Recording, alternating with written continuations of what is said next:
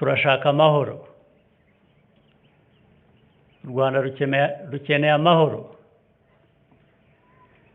Rwabuze amahoro imyaka myinshi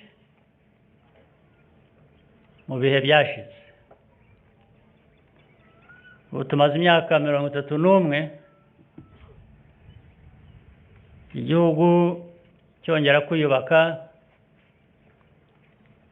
cyubaka umutekano, cyubaka amahoro, cyubaka kubana neza hagati y'Abanyarwanda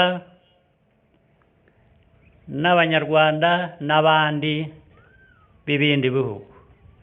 Ni inshingano ikomeye buri wese agomba guhagurukira akagiramo uruhare.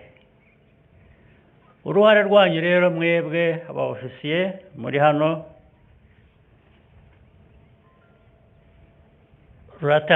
rutangiye ubu.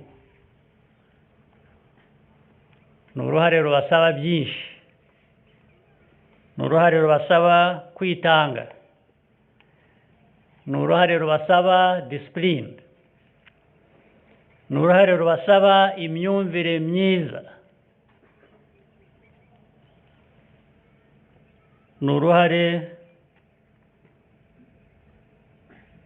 ruzabasaba kwitanga kugira ngo mwebwe ubwanyu mubeho neza n'abanyu n'inshuti,